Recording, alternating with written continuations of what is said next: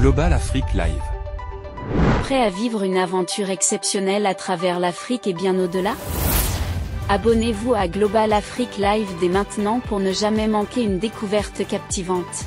Souscrivez à Global Afrique Live en activant la cloche, abonnez-vous et montrez votre soutien en cliquant sur j'aime. Global Afrique Live. Togo au National No 1, un regard sur près de 50 km de chemin de croix au sud du pays. Par Global Afrique Live, avec le reportage de Valentin G. Mercredi 1er novembre 2023. À 15h, heure locale, Valentin à bord de sa moto, en route de Lomé vers Atakpamé, a ouvert sa caméra sur la nationale numéro 1 après avoir heurté un trou abyssal près de la station Sanol, en deçà de Tsévié, à seulement 100 mètres du poste de pesage en téléchargement. Cela a entraîné la rupture de 6,06 rayons de la roue avant de sa moto. Juste après les rails qui coupent en diagonale la nationale numéro 1 du côté nord de Tsévié, le chemin de croix pour les usagers commence. Il faut s'armer de courage car on est contraint d'affronter près de 50 km de difficulté. Une situation qui met en péril la vie des conducteurs, des passagers à bord, ainsi que les marchandises, périssables ou non, que les camionneurs transportent. Un vue d'ensemble des excavations. Les trous qui parsèment la nationale numéro 1 depuis les hauteurs de Tsévié jusqu'aux confins de Kpélé sont d'une gravité extrême et devraient susciter l'attention exclusive et particulière des autorités de la SAFER. À de multiples endroits de la chaussée, on peut constater qu'à chaque minute qui passe, des creux béants, de toutes les tailles, provoquent des accidents graves dans le quotidien des transporteurs. La seule aide dans ce chaos vient des métayers volontaires qui ramassent de la latérite aux abords de la chaussée afin de remplir les trous, en échange de quelques jetons de la part des usagers. 2. Les contrôles routiniers de la DSR.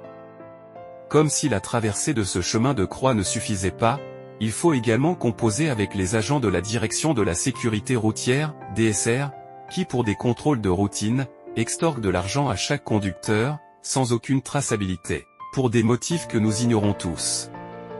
3. Responsabilité exclusive de la SAFER.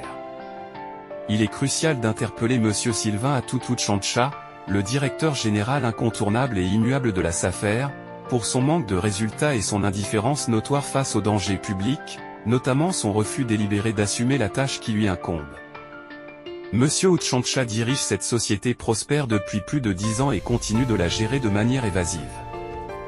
Bien qu'il aurait dû conclure son deuxième mandat en 2022, il refuse de céder, en violation flagrante des textes fondateurs.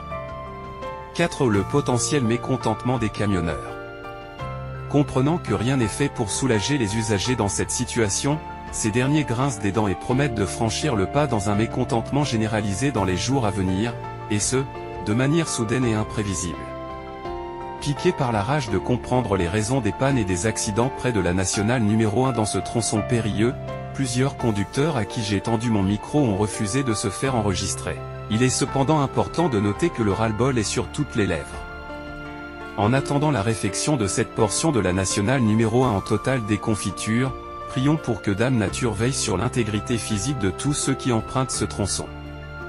Les images et vidéos qui suivent seront transmises au premier magistrat du pays, son Excellence Ford Gnassingbé, pour une mise en demeure du responsable de la SAFER. Nous remercions chaleureusement Valentin G pour cet éclairage sur une situation critique qui mérite toute notre attention. Global Afrique Live, l'info en continu et sans langue de bois. Abonnez-vous et cliquez sur la cloche de notification pour ne rien rater.